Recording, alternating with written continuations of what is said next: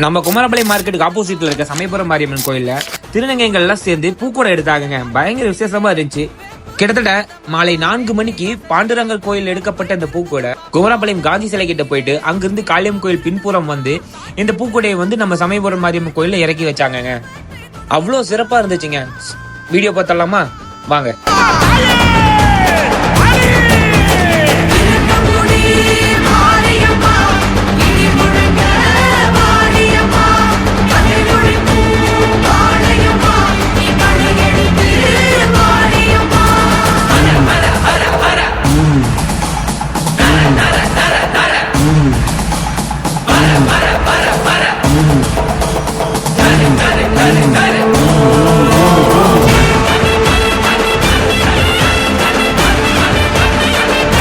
So இந்த மாதிரி மாசினமி கண்டென்ட்க்கு குமரபாளையத்துக்காரன் பேஜை ஃபாலோ பண்ணிக்கோங்க.